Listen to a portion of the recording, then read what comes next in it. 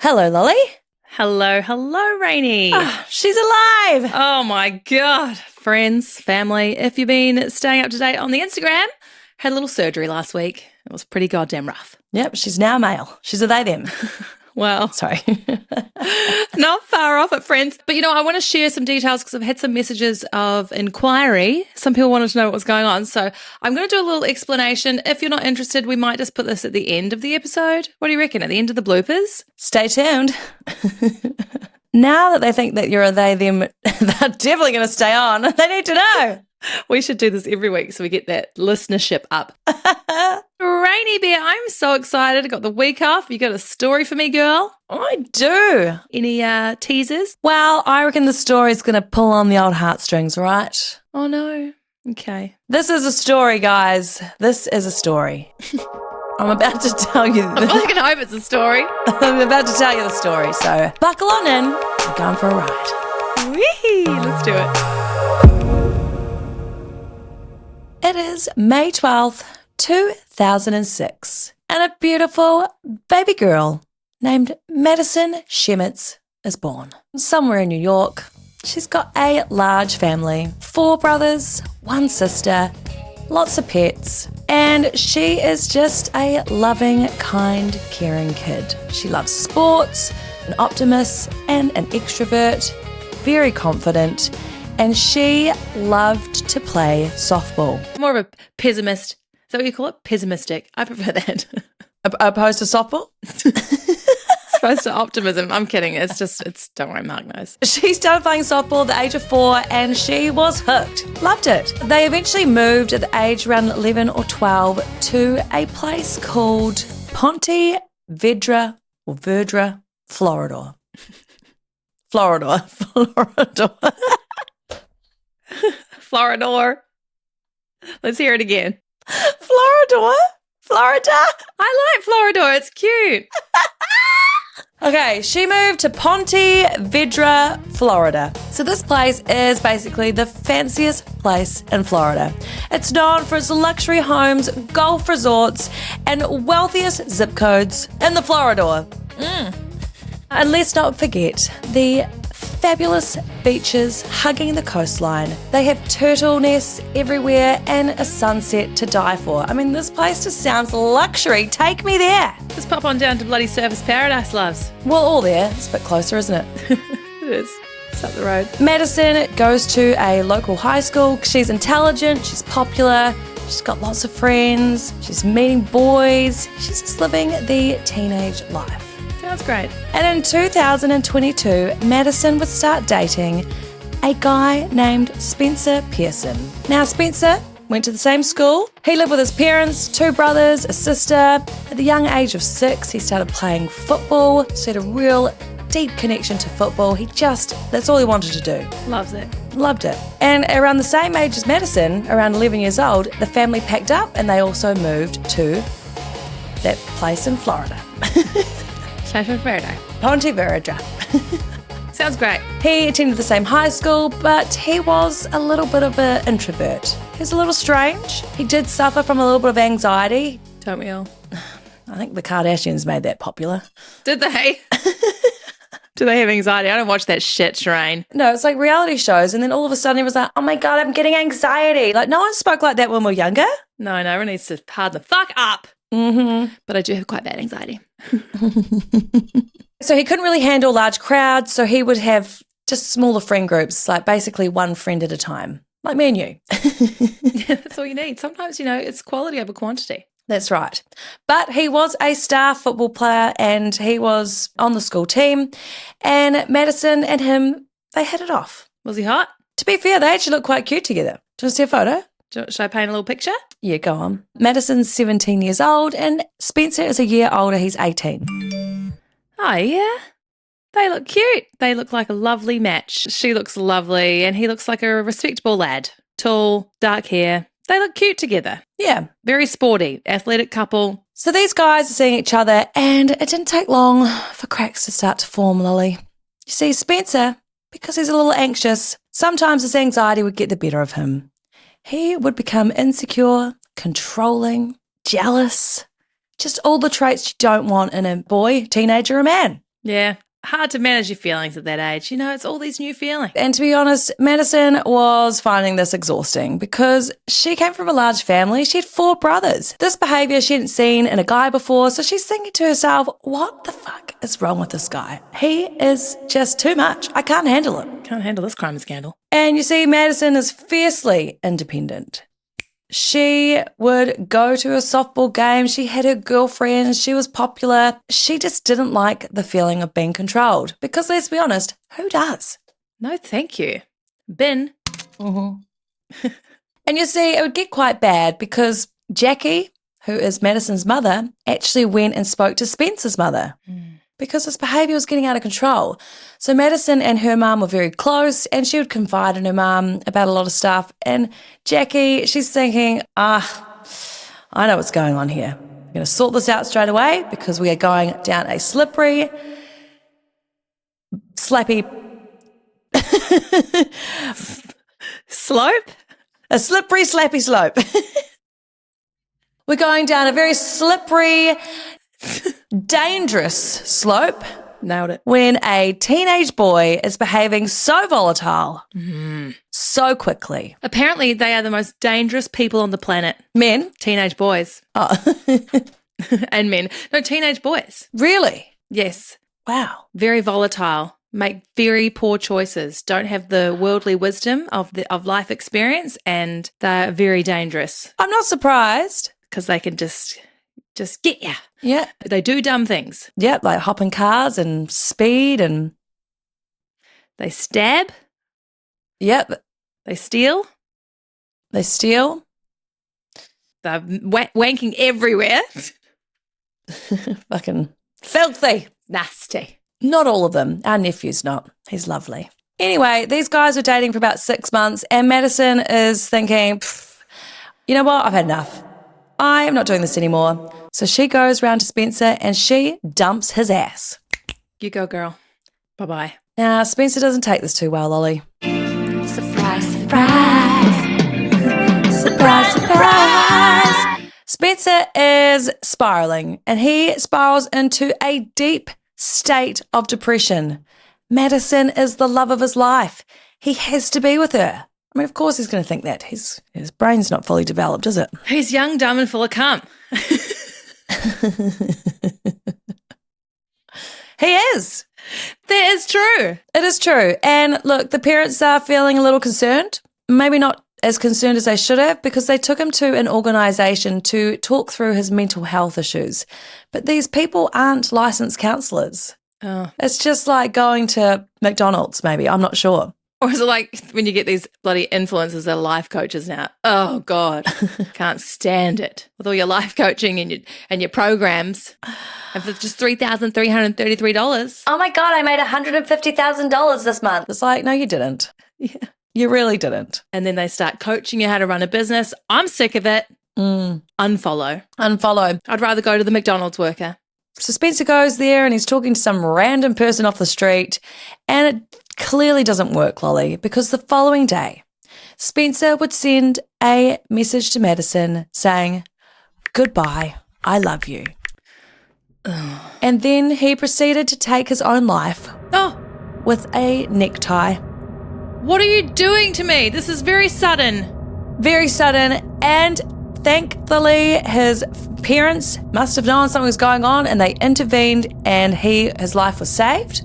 Oh, Christ. And he would be admitted to hospital for 4 days where he would get dosed up with some antidepressants, then sent on his way. And you best believe those antidepressants got thrown in the bin when he left because he had no intention of taking them. Hell no. Teenagers and mental health and suicide. No. No, it's not right, is it? It's not right. It's running rife out there, loves. It is, and especially in teenage boys, because I tell you what, there's been quite a lot of it at my daughter's high school. Oh, it's so heartbreaking because you're just so young and there's so much life to live. And there is. Oh, that's awful. It's so tragic, loves. I feel sick. I'm so sorry. And this was a lot for Madison, as you can imagine, because she's thinking, what the hell? Like, I was only with this guy for a few months and this is getting so extreme. Oh, it's terrible. Spencer, he spiraled and he missed his graduation. He lost a lot of weight. He wasn't sleeping, and it was just really, really getting to him. Oh, it's getting to me. He would create fake profiles and add Madison on social media, and then once she accepted, he would then send her all this abuse. Oh no. And then his actions would turn into full-blown stalking, Lolly. Like, he wouldn't leave this girl alone. T-shirts? No. No T-shirts. That's probably where he could have started, and maybe that would have been enough. Sorry, all jokes aside. That's terrible. April the 4th, 2023, Madison is at her softball game and she is leaving, and she notices that Spencer is sitting in the car park. No. So she just plays it casual and she hops in her car, she heads on over and she rolls the window down and says, "Can I give you a call when I'm home?" She drives off and she notices that Spencer is following her and he doesn't turn down the road where he's supposed to go. And she's thinking, God, fuck this guy. She pulls into another car park and she texts him saying, "Stop, you're scaring me." She then calls a friend, panicking, "What do I do?" And her friend says, "Look, just come to my house. My parents are home. If he follows you, I'll just come outside, bring them out there, and he'll get scared away." So that's exactly what she does. She messages Spencer along the way, says, "I'm actually going to a friend's. I'm not even going home. Stop following me." She gets to the house. Spencer drives past, goes to a petrol station, and he just sits there and he waits. And he waits. And he waits. No. But he's a teenager and he got bored, so he went home. Thank Christ. It's like, dude, what are you doing? The attention span on these kids these days. I bet he was there for 3 minutes. Probably. Madison she's really scared. Oh, she would be. As you can imagine, she's 17 years old. This guy's a psycho. He won't leave her alone. I hate this. And one time she was walking down the road, he's driving the car, he accelerated really fast, like as if he was going to go hit her, then drove off like it was some sort of game. No. And Jackie, Madison's mother, she's had enough. She is really pissed off. She goes to the parents, she tries to explain to them how bad it's getting, but the parents just don't really seem to take it seriously. They're like, no, he'll be okay. He'll get through this. It's just a breakup. But Jackie is thinking, this ain't no breakup, sweetheart. So they are taking the steps to put a restraining order against him. A protection order. You know, what is that? It's a piece of paper. I know, it does nothing. However, the parents of Spencer must have felt like something needed to be done. So they went ahead and got him a virtual counselling session. But just one. That's all you need sometimes. Just want to slap the silly out of you. June 3rd, 2023, 2 months after they broke up. This has been a lot of stalking going on. So lots happened. Madison, she's having an ordinary day. She's going to go to the beach with a couple of friends. Remember, this place has beautiful beaches. And they get to the beach, it's pretty cold, it's quite windy, so they decide to go down to the local community pool, go for a wee swim. Her brothers are there, her parents are there, and then they go home and she's thinking, I'm quite hungry. Mum, could you take us out for lunch? Now, Mum's thinking, you just want me to take you out for lunch because I have to pay, which, of course, that's what we do. That's how it works.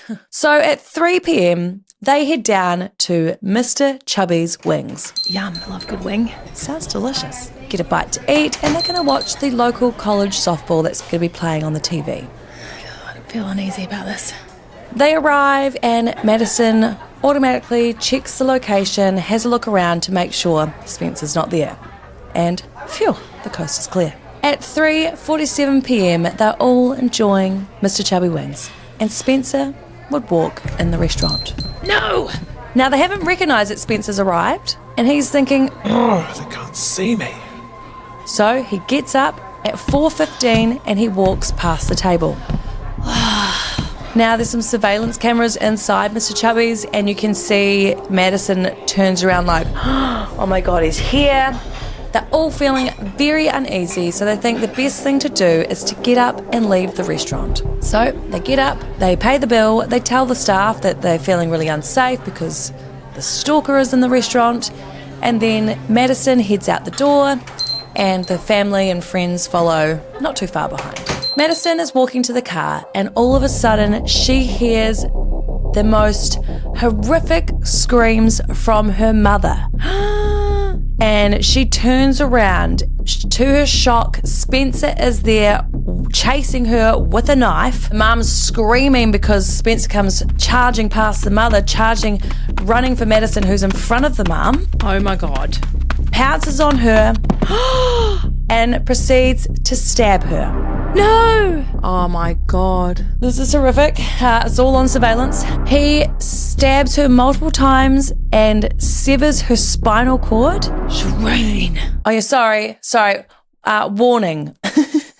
This is some graphic content here, okay? This is horrid. He severs her spinal cord, instantly making her fall to the ground and unable to fight back. Jackie, Madison's mother, is sprinting. So this is all happening in a flash. She comes over and she pounces on Spencer. Now, Spencer turns to Jackie because this is his next victim, right? And he proceeds to stab the mum. She gets hit in the forehead, the arm, the leg, and then out of nowhere, a guy named Kennedy Armstrong. Come on, Kennedy. 22 years old. He comes bolting. Yes. Out of nowhere. Go. Honestly, you should see this guy. He is so fast. He just sprints over. He jumps into action. He jumps on Spencer, manages to pin him down. He gets stabbed in the arm and the hand a bunch of times, but he has freed both Madison and Jackie from the attack. As he's pinned down, Spencer decides it's time to take his own life. So then he would turn the knife and start to cut his neck. Ugh. Christ. Jesus Christ. Oh, it's a lot, isn't it? Good one. This is horrible, Rainey. This is quite bad. There's a lot of commotion going on. There's a lot of 911 calls going on. It's just chaotic, as you can imagine. It is horrific. Just take your own life. Just do that. I know, dickhead. Honestly, I can't stand this. This is horrible. Like, fuck you. Fuck this podcast. I know. Jackie is sitting there. She is holding Madison in her arms, and emergency services would arrive. Madison is still conscious. She can't feel anything in her body, and there's just a lot of blood. There's a lot of fearfulness. Everyone's scared. She has been stabbed 17 times. Her mother's hands have been ripped to shreds. There's ligaments torn off. It's very bad. Very bad. And all involved are rushed to hospital. Now, Madison is rushed into surgery. Oh, I'm so sad. And Lolly, she survived. Yes! Oh, give me some applause, Furzy. I felt like this is the only way we can get through this, is if someone survives. She has survived the attack and she survived the surgery. Now, when she comes out of surgery, they're not too sure what's going on. Is she paralyzed? They did see there was a blood clot that was kind of moving up around the spinal cord, so they weren't too sure, and she's had to go on for a second surgery. She's come out of surgery. She's in recovery. Jackie, Madison's mum, she's going through her own surgeries and her own recovery and everything that's going on. The doctor would come in and tell her, "I'm really sorry, but Madison is paralyzed from the chest down." Jackie is hysterical. She's screaming in the hospital room. She's just beside herself. Yes, but at least she's still alive. 100%. But terrible. She's got a daughter, but also this is just terrible. This is horrible. When Madison would wake up, Jackie has gone in and she's had to break the news to her that, "I'm sorry, honey, but you are paralysed." Now, this is very disturbing news for Madison, but Madison is the most motivated, determined, strong young woman. Badass bitch. Badass bitch. Yes. That you've ever known. She is just incredible. And she, in that moment, instantly says, "No, I will walk again." Yeah, girl. And she started setting herself goals. Love that. She kept her spirits high in hospital. She did a little sassy jokes. Like she'd always say to Mum, "You look like a hot mess," even when she's like getting rolled into hospital. So gave everyone a little bit of closure to know that she's still got a personality. She's going to be okay. Mm-hmm. As for Spencer, Spencer, dog, he didn't quite succeed in taking his own life, did he? He is in hospital for 2 days and then he is arrested and he is charged for 2 counts of attempted murder and 1 count of aggravated battery with a deadly weapon. And he's got a big throat wound. Oh, it's quite large. Oh my God, dude. Yeah. Eventually, Madison is released from hospital, and then she has to go into her rehabilitation program, her occupational therapist, her physical therapist, and it's a long, long road ahead. But Lolly, she has got one goal that she is going to keep in mind. She is going to walk on her graduation day. Sing it, sister. Damn, that must be just around the corner. Ambitious. She's ambitious. She's like, nah, even though I'm paralyzed, nothing's going to get me down. And I mean, what a way to be. Spirit in her. Love it. Now, she is attending physical therapy rehabilitation centre called Brooks, and they do a test on anyone that's had a spinal cord injury, and it's called the Asia Impairment Exam.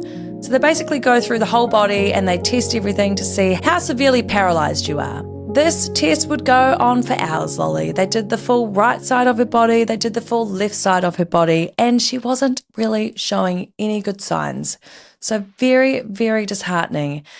But on the last moment, when they're about to give up, they asked her to move her left foot. And Lolly, she moved it. Yes, she did. It was a slight movement, and her physical therapist looked at her, her name's Sydney, and she's like, did you feel that? She's like, I think I did. She's like, you moved it. Woohoo! So that is like an amazing sign. Even though it's just like this tiny little bit of movement, she did it. And Lolly, I tell you what, this girl, she is crazy, because 10 days later, she would stand unassisted. Shut the front gate. Shut it up. I mean, you go, girl. It's been a roller coaster today. What a legend. This girl, so young, 17 years old, 1 month after the attack, she wanted to call a press conference. I mean, who does it? You get out there, girl. Let's go. Madison for president. Look, she's got a lot to do with the local sheriff's department. They call a press conference and she gets out there. She wants to tell her story, I guess bring awareness to teen violence. She thanks everyone that's been involved in her recovery so far. Obviously, she's thanking Kennedy because he has saved her life. He saved her mum's life. They met in person while she was still in hospital, and it's pretty safe to say that these guys are going to be friends for the rest of their life because he is an absolute hero. Love him. She's also going to be starting the One Love chapter at school. Now, this is all around creating better relationships and education around relationships and basically zero tolerance for violence and all around teenagers. Now, this was actually created by a mother of Yardley Love, who was killed in 2010 due to a teen domestic violent relationship. I know that story. Very sad. Yeah. Back to her recovery, Lolly. Let's go. She's so determined. She is there every day of the week. If someone cancels, she is straight into taking their spots. Her physical therapist, Sydney, and her had a great relationship, which really helped. It's always like really fun and motivating. And Sydney actually said she was the hardest working patient she has ever come across. Wow. Wow, wow, wow. So it's great. I'll send you something. Send it to me. The attack happened in June 2023, and in May 2024 would be her graduation. And she had a goal, and she set that goal that she was going to walk across the stage. I want you to open that video, Lolly. Oh my God. Is this what I think it is? Oh, it's a fucking ad. Thank you, YouTube. Oh, here we go. She's standing. Oh my God, she's walking across the stage. So good. Oh, wow. Oh my God, she's legit like 1 foot in front of the other. She's got this. Oh, Yeah. wow. That's great. That's great. Isn't it amazing? Like, incredible. That's almost got me tearing up over here, guys. It is quite emotional, actually. When I first watched that video, I actually got teary eyes because I was like, wow, what an incredible young badass bitch. Badass bitch. Oh, how's she going to get down those stairs? No, she does it. She does it. Yep. So not only did she walk across the stage, she's actually walked down 3 or 4 steps as well. Yep. That is unbelievable. Incredible. Oh my God, what a fucking hero. Yeah. Good one, Spencer. Dog. Ugh, I know, right? She, obviously being the girl back at school, and everyone's like, oh, there's a girl that got stabbed. So she didn't want to be known as a girl that got stabbed. She wanted to be known as a girl that went through her rehabilitation, and she set her goals, because no one knew that was what she was going to do except for close friends and family. So the whole school was in complete shock. Wow. Yeah, she did it. She did it. So amazing. That is amazing. And look at us, all of us that have abled bodies just sitting on our fat asses. Get up and move it. Yeah. And use it. Move it and use it. Before you lose it. She worked her butt off, and maybe because of her training with being softball and so determined to that, maybe that helped a little bit. Very proud parents and friends. Very inspirational. Holy hell. And as for Garbage Man Spencer... Garbage man, stick him in the garbage can. So he ends up pleading guilty. Yeah, you do. I mean, it's on camera, dude. Like, you can't not. He pleads guilty to 3 counts of the 5 charges. So that this means there'll be no trial, but there will be a hearing. And this is set to start in November of 2023. He's facing between 18 years to life in prison. Yes. When people get done for attempted murder and they get less than what they would if it was murder, it's only because they didn't succeed. I find that very confusing. So this hearing would go ahead, and it's also a chance for everyone to have their victim statements read out, and including a chance for Madison to get up and have her say. During this hearing, the attorney was asking for a lenient sentence. He had psychological testing done, and it showed that he suffered from severe depression and social anxiety, and also social phobia. They also claim that he suffered from CTE. And that's when I'm going to go to Fun Facts of the Grave! Yes! CTE, otherwise known as chronic traumatic encephalopathy. Break it down. I try to get this on ChatGPT. Honestly, this one gets me every time. Encephalopathy. Let's just go with that. Anyway, CTE. This is a progressive brain disease that happens when you are hit repeatedly in the head. Repeatedly. Wow. This is not my day. That's okay, loves. Tomorrow's a new fresh one. Every day's a school day. That's all right. Repeatedly. Yes. God. Oh, God. Oh, CTE is a progressive brain disease that happens when you're repeatedly hit in the head. Ooh, ow. You don't need to have a dramatic knockout for this to happen. You could just have slight knocks here and there, but over time, it will turn to CTE. Oh, Christ. Careful if you're just like banging your heads on cupboards, right? I know. Just using it to shut the cupboards. We better stop doing that. The weird thing is you cannot be diagnosed with this if you are alive. Only when you're dead. How to get diagnosed? Because I guess you do like an MRI and there could be signs. And it's caused from a protein called TAU or something. TAU, fucking Jesus. Okay, you tell me. You've been stitched up today, loves. What does TAU mean? TAU? To you? TAU. Tau? Ta? Ta.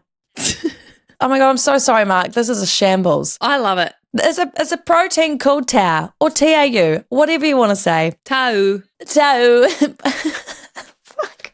You don't come here for education, friends. You come here for entertainment. It's a protein called TAU, and it builds up slowly over time, just like mold would in a damp house. Builds up in the skull and starts killing brain cells one by one. I mean, don't we do that most weekends? Maybe you've got it. Maybe I've got it. Yeah. Donk. Symptoms may look like mood swings, impulsiveness, anxiety, and it just gets worse and worse and will lead to memory loss and sometimes even dementia. I mean, sounds just like a stroppy teenager to me. That's right. Sometimes leads to stabbing. A lot of athletes will suffer from this. We're talking wrestlers, boxers, football, rugby players, and can be a common cause of violence. And violent crimes. So maybe he has it, maybe he doesn't. He did start playing football at the age of 6, so you never know. Jesus. But also, could just be an excuse because you don't know how to handle your emotions. Spencer. That's right. It's all a bit bad, isn't it? So troubled, but just don't be stabbing people. No, it's very bad. Now, during the hearing, as I said, family and friends were able to come up and have their victim impact statements, and Madison would take the stand. Yes. She really wanted to let everyone know just how much she did remember, because they do say in a traumatic event, you don't remember anything, but she remembered every moment of that attack. I remember walking to the parking lot, texting a friend back, and taking a picture of the defendant's truck. I did this knowing I had to continue to keep track of the defendant's behaviors and appearances for the restraining order we were in the process of trying to obtain. I remember finally reaching my car and hearing my mother scream. Knowing my mother, I could hear her fear. I could hear that whatever was happening was not good. This was when, at 4:30 p.m. on June 3rd, 2023, I turned around and saw the defendant running towards me faster than I had ever seen him run before. Not knowing what was coming next, I turned and attempted to go in the opposite direction. This was when the defendant had grabbed me. I hit the ground and began feeling the attack. I remember being on my hands and knees, begging for the defendant to get off me, with my screams slowly becoming more and more silent. I remember staring at the ground, my thoughts being muffled by my mother's constant scream. The scream that had first alarmed me did not stop throughout the entirety of the attack, and frankly, I can still hear it to this day.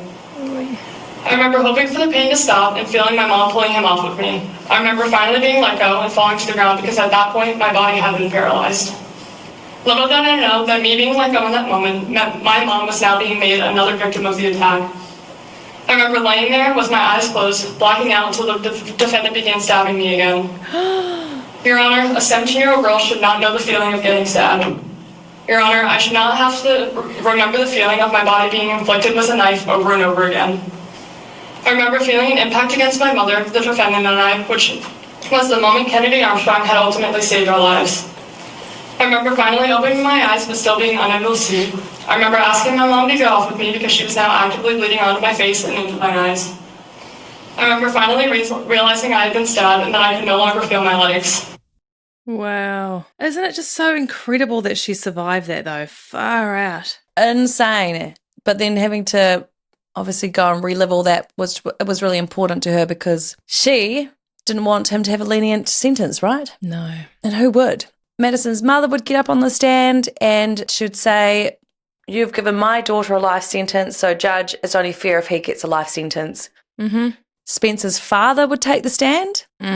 Obviously, he was very sorry to the family and what has happened, and he said that his son needs help and he needed help for a long time, and he can be rehabilitated, and please give him a lenient sentence and he can live a long life outside of prison.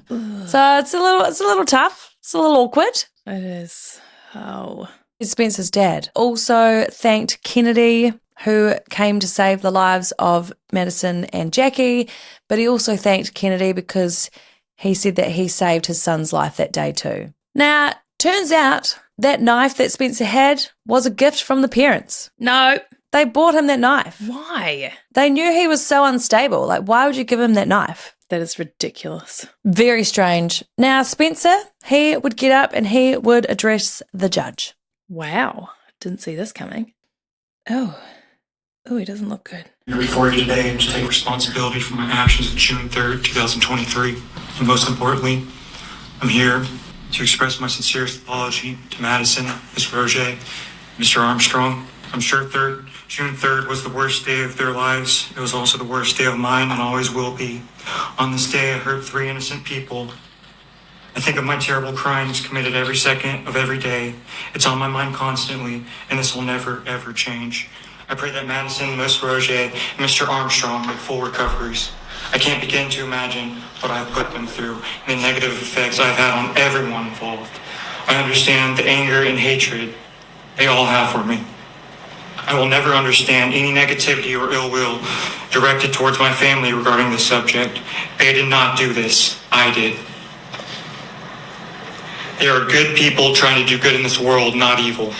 My parents tried their absolute best to get me help with the limited knowledge and the limited time they had. They are completely devastated, and they want their son to get help more than anything. Your Honor, I try my best to live myself after what I've done, but I just don't know how. I need serious help, and I have for a long time. And I'm so sorry for what this has come to, and I'm so sorry for my actions.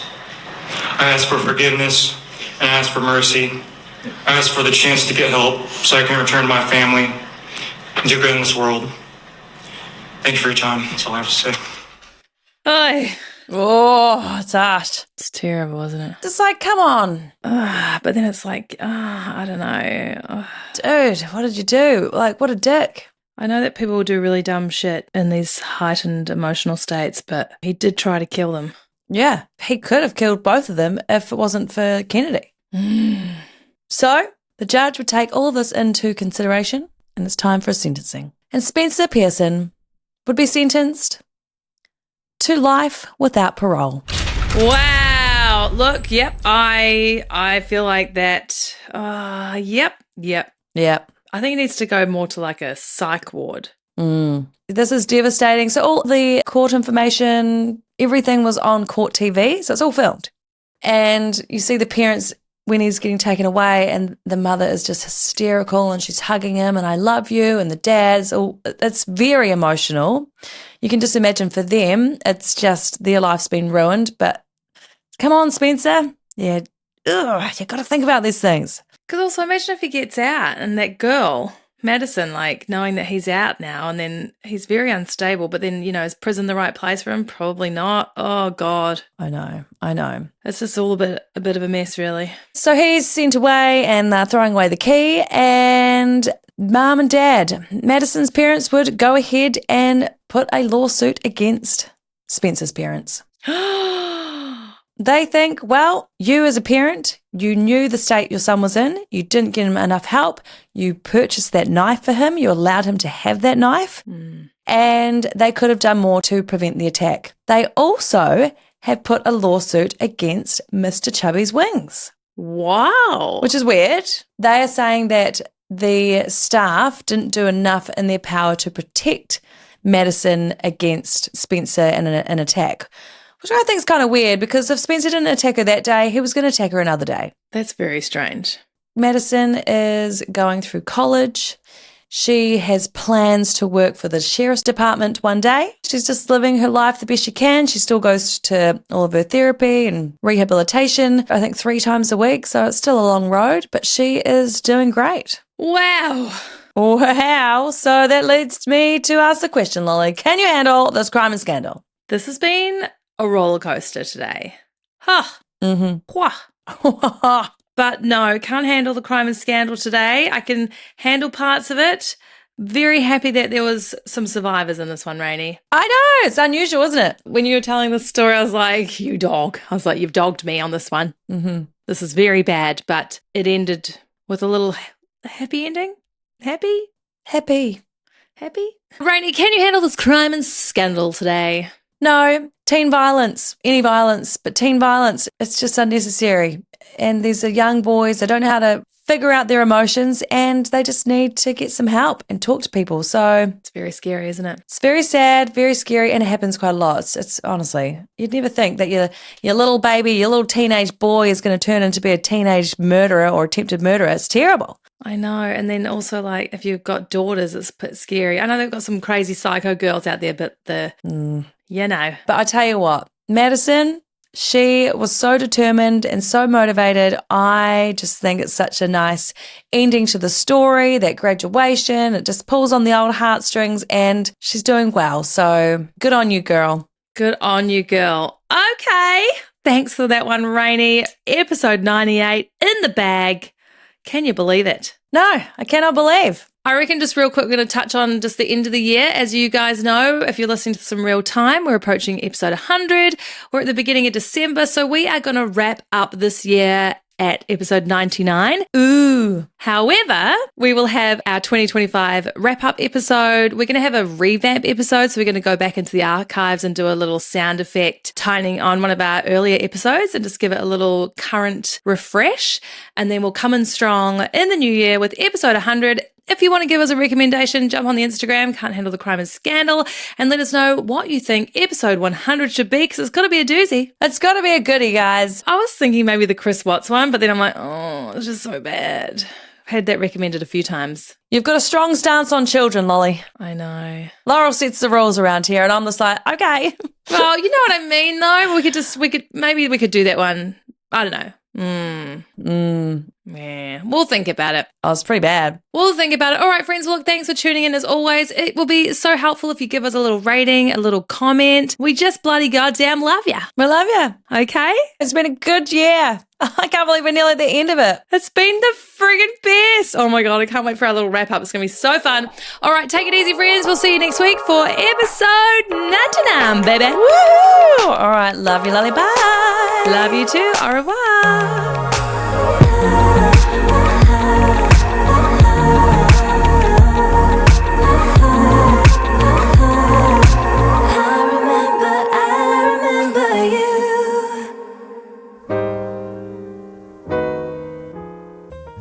Gonna get a bite to eat. Oh, who was that? Wait there. Someone's at the door. Oh my God, it's the cat. Are you kidding me? That cat just pounded on the door. Did you hear that? How did that cat pound on the door? I have no idea. It was like, doof, and then it was, meow. He's at the door. Loves an episode. He does. I should let him in, but we'll see how we go. Is it can't handle the crime and scandal without a pussy at my door? Every time. And all involved are rushed to hospital. All involved are rushed to hospital. Wow. You got it the first time. Say it again. Like. All involved are rushed to the hospital. Okay. Now say it without the laugh. It's like I was 5 years old again. Hospital. Now say it without laughing.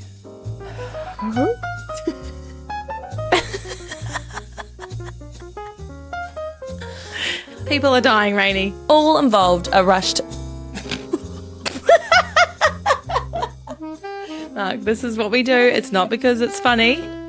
It's definitely not funny. That's terrible. Okay, and all involved are rushed to the hospital. Good. She did it. She has plans to work for the sheriff's department one day. Yeah, girl. Can't talk today. I just want to give you a little background on what 2025 has been like for me, guys. It's been pretty rough. In terms of my health, at the beginning of the year, I did like a full blood panel check on just my hormones and just everything that was going on. And one of my cancer markers was like through the roof. And so not good. Automatically I was like, oh, I'm going to die. Didn't take it very well. Same. It was all doom and gloom for me too. It was pretty terrible, but I've done so many tests this year. I've done MRIs and CT scans and endoscopies and lots of bloods and ultrasounds, and they found a ginormous cyst. Ew. Even the word cyst is gross. Cyst. Ew. Ugh. Disgusting. Vomit. So there was a giant cyst, an ovarian cyst. This thing was like a fucking tennis ball. It was. It was almost 8 centimeters. That's not right. And this is going to get really gross, guys. And I'm not proud of this, all right? I am fucking proud as punch. I'm not fucking proud, okay? It's called a dermoid cyst. Even that's disgusting. Ugh. So a dermoid cyst is some freaky ass shit, friends, all right? So a dermoid cyst can be made out of different tissue like skin, hair, nails, teeth. You're hearing it right. It's like a little gremlin. It is. And you don't know what flavor you're going to get really until they take it out. So anyway, I had to have the surgery. I've also got endometriosis, just like probably half of you that are listening. So I had to have like a little endo scrape out. And then they had to go in and Find the gremlin. This little alien. And it was so big, they ended up taking the whole ovary. Like, fair enough, you fucking dogged me ovary. How could you? You know, so they took that disgusting ovary and dermoid cyst out. And they had to cut this bad boy open. Oh. And this thing needed a trip to the salon. There was so much hair. It was like a Barbie doll. I reckon we should put a picture up on the story. Oh, no. No, can't. But I'm like, I think it's Generation Doll. There's so much hair. Oh, it's outstanding. I'm proud.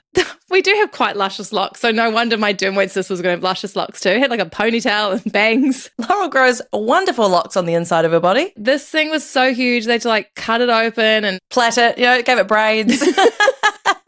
gave it some cornrows so they could make it come out of the belly button. Ooh. So anyway, they took it out and now I'm covered in frickin' holes and I've lost half my hair.